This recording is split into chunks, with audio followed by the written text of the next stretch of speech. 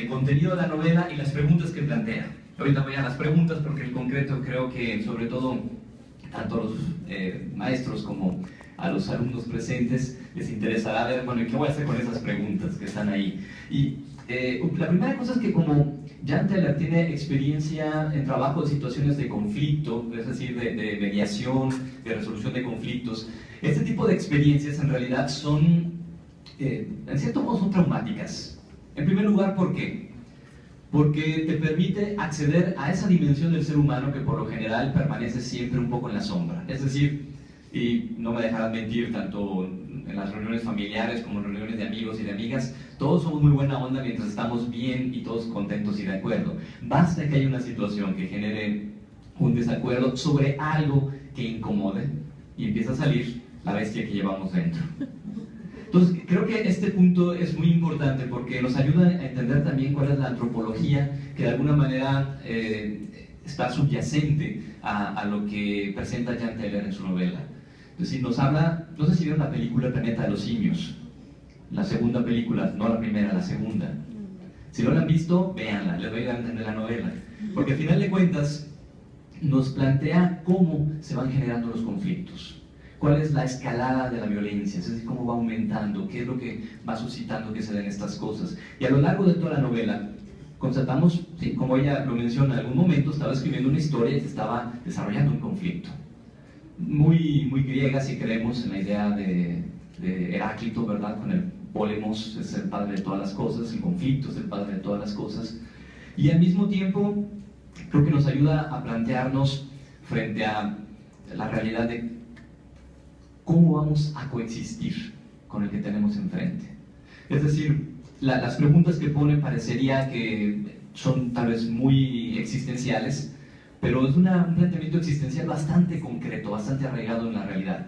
Empiezo con el comentario, cómo abre la novela, dice: nada importa, hace mucho que lo sé, así que no merece la pena hacer nada, eso acabo de descubrirlo.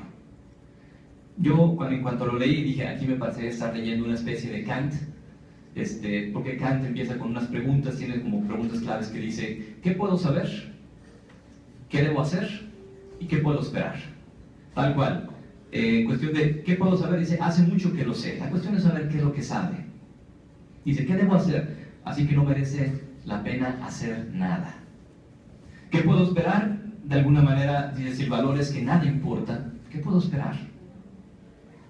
Y al final de cuentas hay un aspecto medio religioso, pseudo-religioso de revelación. Eso acabo de descubrirlo. El planteamiento de la idea, así en ideas cortadas, pero al mismo tiempo separadas, es algo sumamente interesante, porque partir del decir nada importa, ya de antemano nos habla también de una cuestión que no es solo el significado, que parece ser lo que atraviesa toda la novela, la pregunta, la búsqueda del significado. ¿Qué le puede dar significado a lo que tenemos? Y curiosamente, no sé si, desafortunadamente no leo danés para saber el texto original, pero que le hayan puesto en español significado y no sentido, porque eso es muy distinto. La mayoría de las veces podemos preguntarnos cuál es el sentido de la vida. El significado es una referencia no a algo que está hacia el final, sino a algo que está arraigado a las cosas.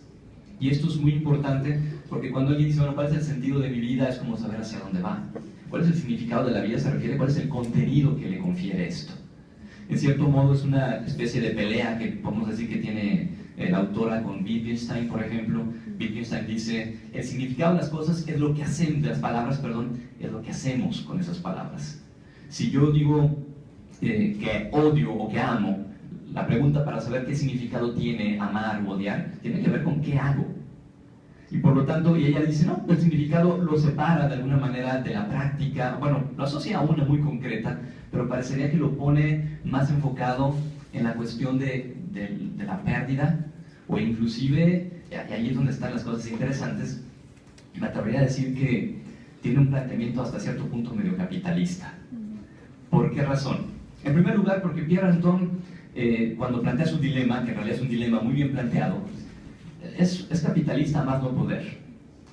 En primer lugar, ¿por qué? Porque o asume una visión del significado de las cosas, del valor de las cosas de una manera natural, cuando dice nada importa, de alguna manera está atribuyendo a la naturaleza un cierto valor intrínseco.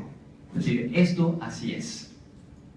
Pero también tiene una visión medio dualista en ese sentido, porque luego pasa a decir, ¿de qué sirve si vamos a acabar en lo mismo? Es una visión utilitarista.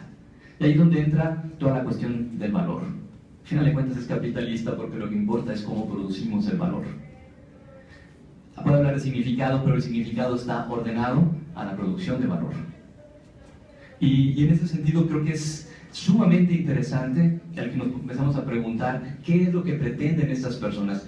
Cuando dicen que pretenden encontrar un significado, ser alguien, los alumnos, no necesariamente que van a ser alguien ellos, sino qué valor voy a alcanzar yo dentro del contexto de la sociedad, qué valor voy a producir. Y el dilema entonces es el significado de las cosas, de la vida, de las personas, ¿existe o es producido? Y ahí es donde está buena parte del dilema, porque si decimos que es producido, entonces, pues sí, tal vez la vida humana en sí misma tal vez es carente de valor y no tiene significado, no vale nada.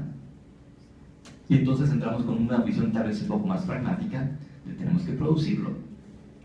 Y es que, de fondo, es interesantísimo que toda la novela es una especie de protección contra la nada. De hecho, si nos damos cuenta, el ser humano y todo el desarrollo cultural y las formas que van cada uno de los personajes representa uno de los